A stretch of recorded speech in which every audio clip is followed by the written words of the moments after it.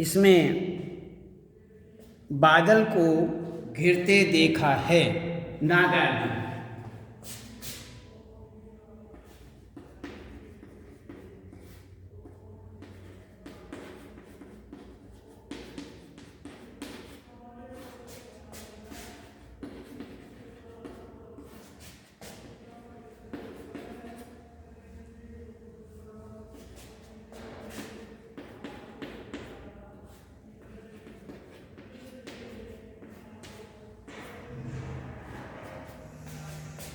हमने आपको इसमें बताया था कि बादल को घिरते देखा है।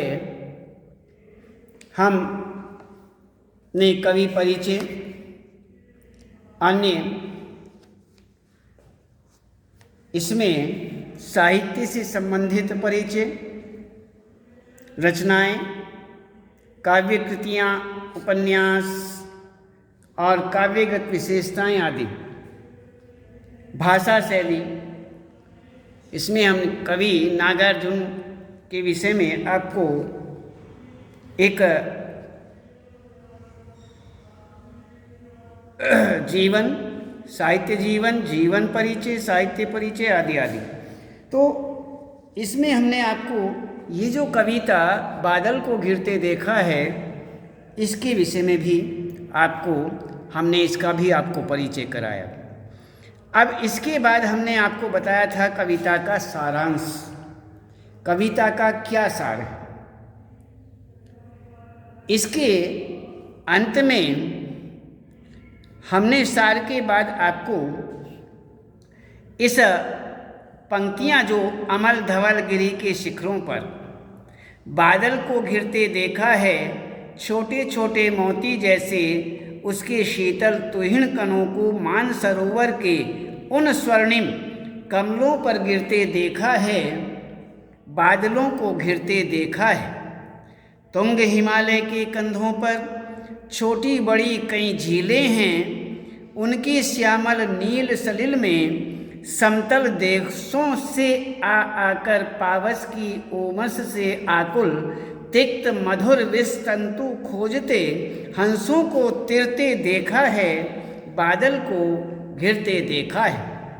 ये जो पंक्तियां हैं, इन पंक्तियों के हमने आपको संकेत, संदर्भ, प्रसंग, व्याख्या, विशेष और उसके बाद काव्य सौंदर्य और काव्य सौंदर्य के अंतर्गत हमने आपको भाव पक्ष और भाव पक्ष के बाद में हमने शिल्प पक्ष, दोनों पक्षों के विषय में आपको बताया। तो आगे हम देखते हैं कि हमारे सामने इन पंक्तियों के बाद में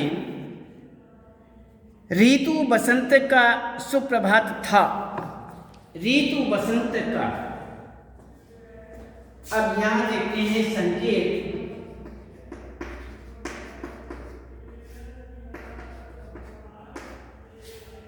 अब आगे पंक्तियां देखते हैं। ऋतु बसंत का सुप्रभात था,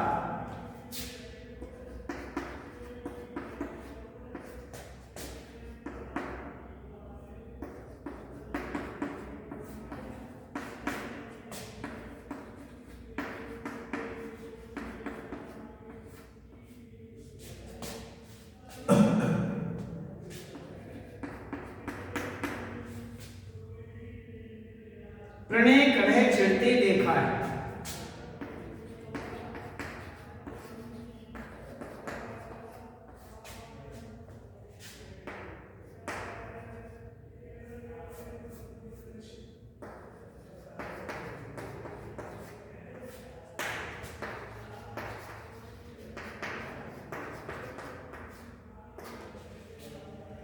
प्रणय कलह छिड़ते देखा है, बादल को घिरते देखा है।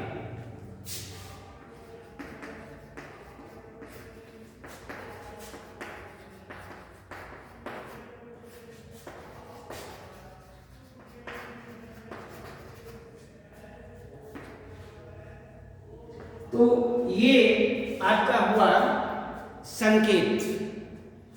अब संकेत के बाद में संदर्भ।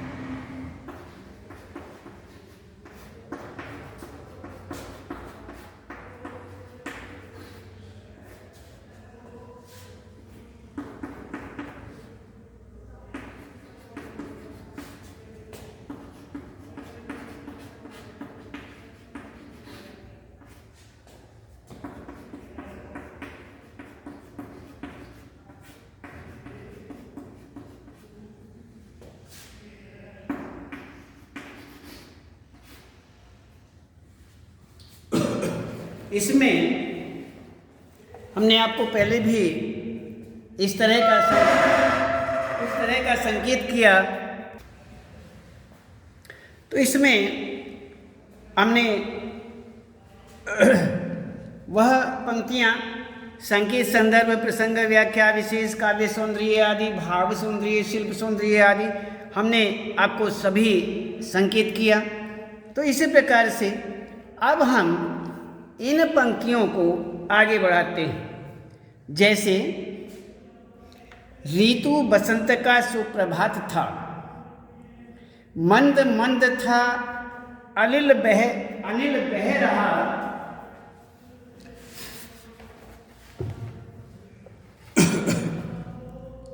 मंद मंद था अनिल बह रहा, बाला वरुण की मृदु किरणें थी।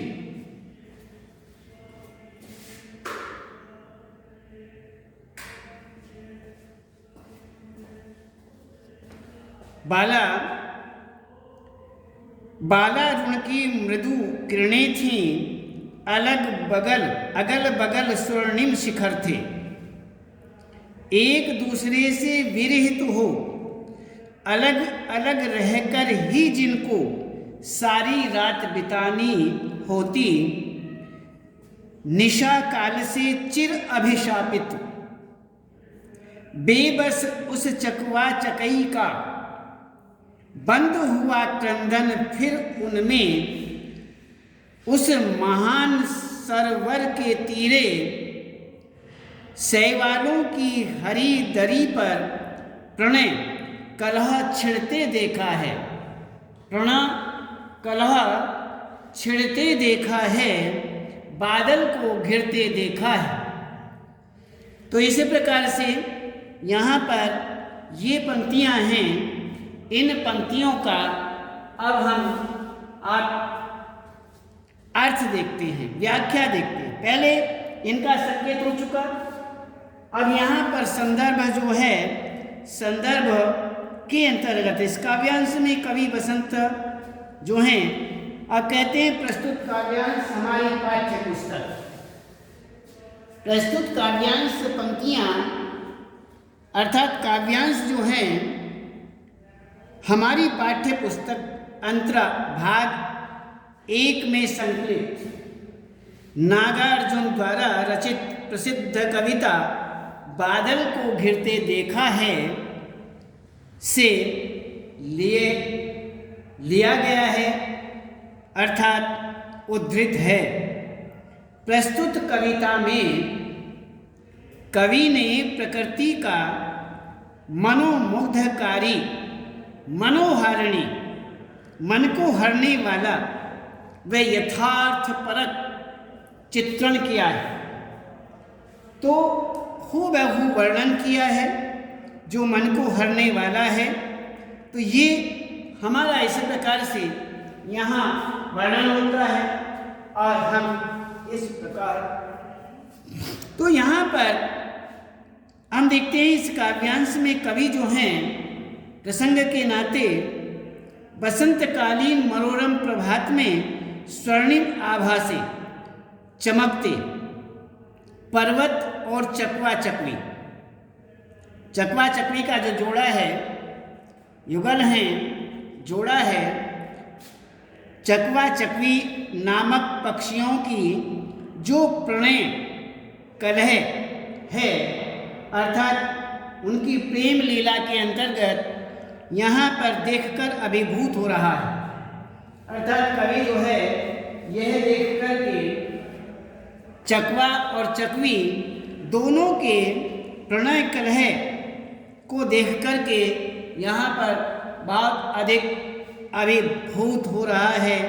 तो इसी प्रकार से यहाँ पर बताया जाता है कि चकवा और चकवी दोनों रात्रि के समय बिछुड़ जाते हैं और प्रातः काल होने पर ही वह आपस में संपर्क कर पाते हैं।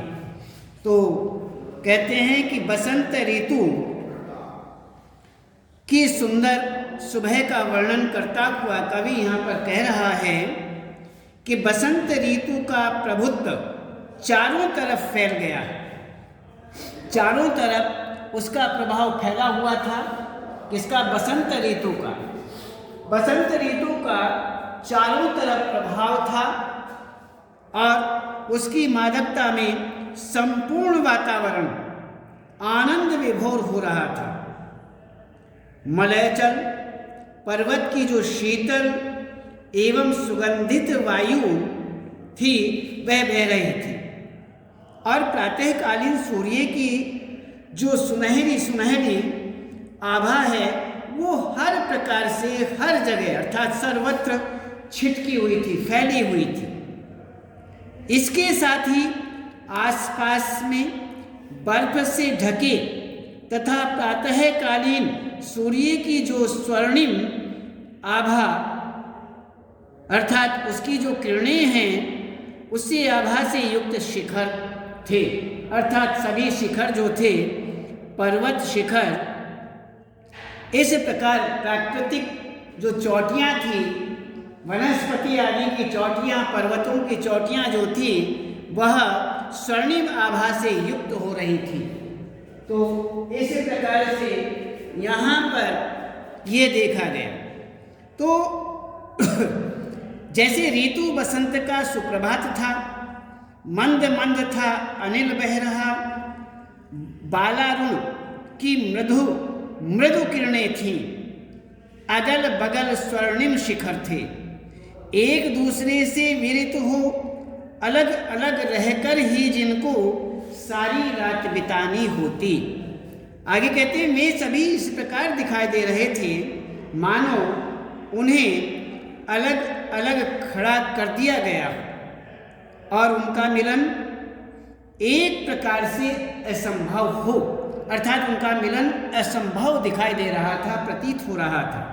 लेकिन दूसरी ओर जो है चिरकाल से शापग्रस्त चकवा चकवी जो हैं उनका भी जोड़ा था, जिन्हें ये शाप मिला हुआ था कि वे रात्रि में कभी नहीं मिल सकेंगे और प्रातःकाल होते ही एक दूसरे से मिल सकेंगे। तो रात्रि के आने पर उन दोनों पक्षियों के जीवन में वियोग की बाधा रात्रि के रूप में सामने आ जाती है। तो सारी रात यही कहते हैं कि एक दूसरे से विरहित हो, अलग अलग रहकर ही जिनको सारी रात बितानी होती और निशा काल से चिर अभिशापित बेबस उस चकवा चकई का बंद हुआ क्रंदन फिर उनमें उस महान सरोवर के तीरे। कहते हैं तो इसी प्रकार से यहाँ पर परंतु जैसे ही उनके मिलन का समय आता है, अर्थात सारी रात अलग अलग रहकर वे चीख पुकार करते रहते हैं, चीखते रहते हैं, आवाज़ करते रहते हैं, परंतु जैसे ही उनके मिलन का समय अर्थात प्रभात का समय आता है उनका क्रंदन समाप्त हो जाता है, उनकी आवाज़ें चीखना जो है वो बंद हो जाता है। मिलन की बेला आने के बाद दोनों पक्षी अर्थात चकवा चकवी मान सरोवर के किनारे काई की दरी हरी, काई जो होती है वो हरे रंग की होती है और वह बिछी रहती है, और उसी के मानसरोवर के किनारे जो है काई होती है हरी, उसे एक प्रकार से हरी दरी के समान बताया है, बिस्तर के समान बताया है। तो हरी दरी रूपी बिछोने पर प्रणय क्रीड़ा करते हुए अर्थात प्रेम लीला करते हुए कवि को दिखाई पड़े, अर्थात रात्रि के वियोग के पश्चात अब दोनों प्रेम किलोल करने लगे। तो इसी प्रकार यहाँ पर ये बताया गया कि यहाँ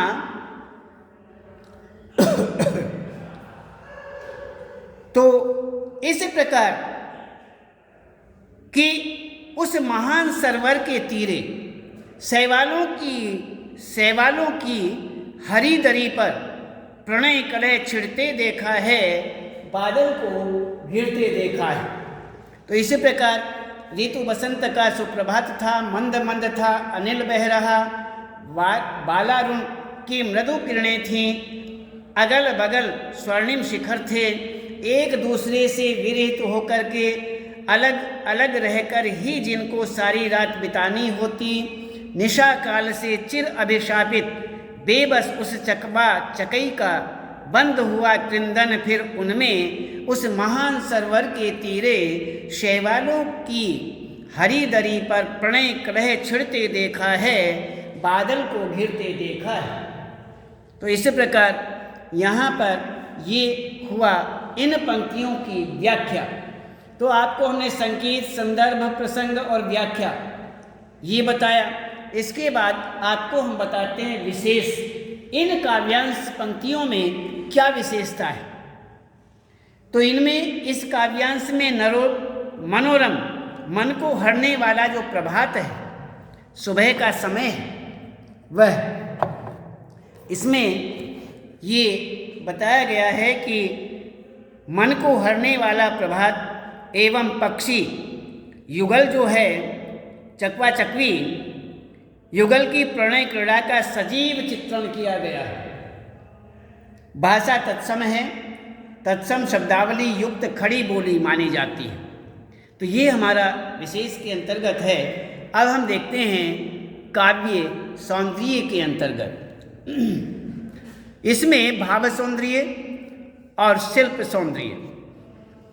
भाव सौंदर्य में उपर्युक्त काव्यांश में मनोरम, मन को अच्छा लगने वाला जो सुबह का समय है, प्रातः काल है, एवं प्रकृति का सुंदर चित्रण यहाँ पर किया गया है।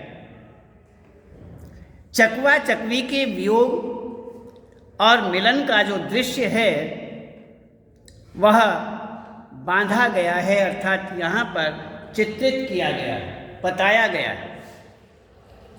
अब शिल्प सौंदर्य के विषय में देखते हैं।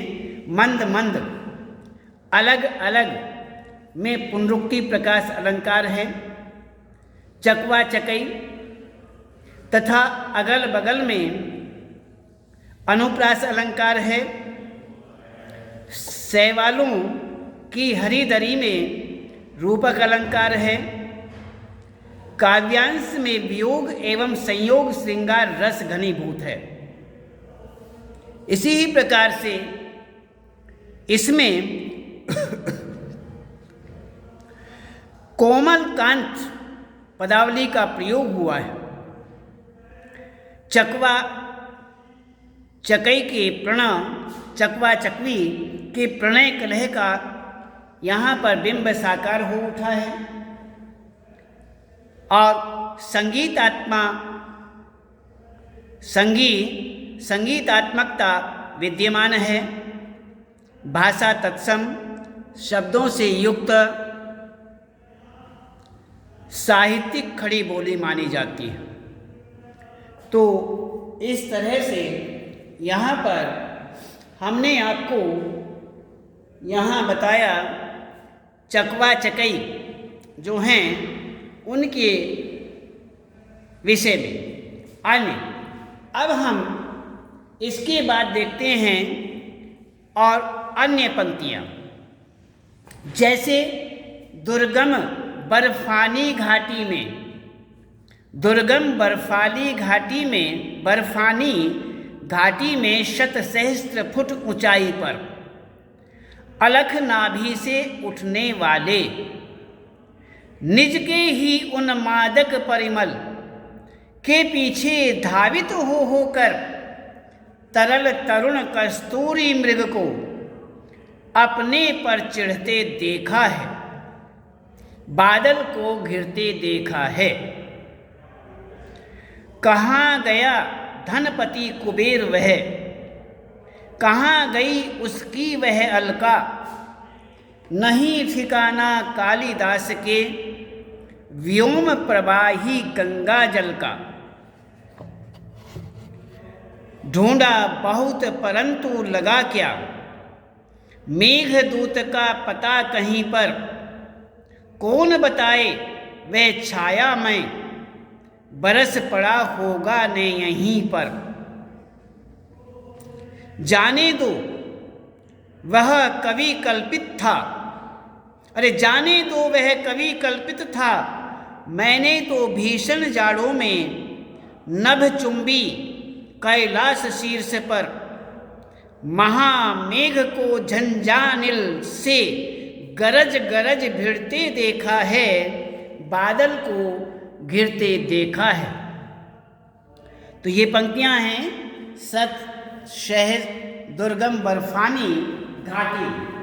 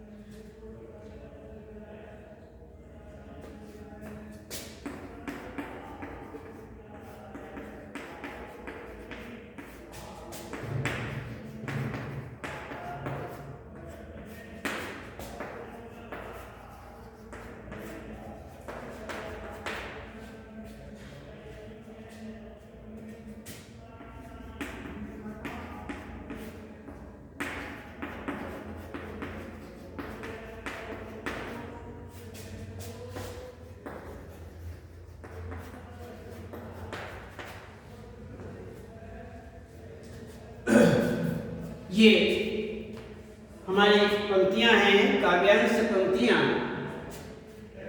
अब हम इनके विषय में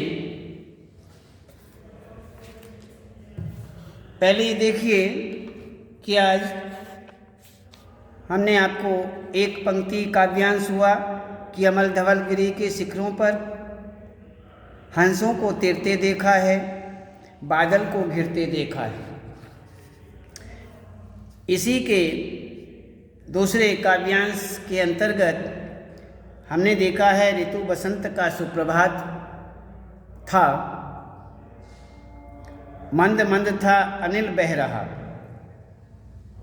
प्रणय कलह घिरते देखा है, बादल को घिरते देखा है। इसमें संकेत, संदर्भ, प्रसंग, व्याख्या आदि विशेष और भाव सौंदर्य, काव्य सौंदर्य के अंतर्गत भाव सौंदर्य, शिल्प सौंदर्य आदि सब आ जाता है। उसके बाद ये पंक्तियां हैं और इन पंक्तियों को हम आपको कल बताएंगे। आज केवल हम इतना ही, उसके बाद इससे आगे कल।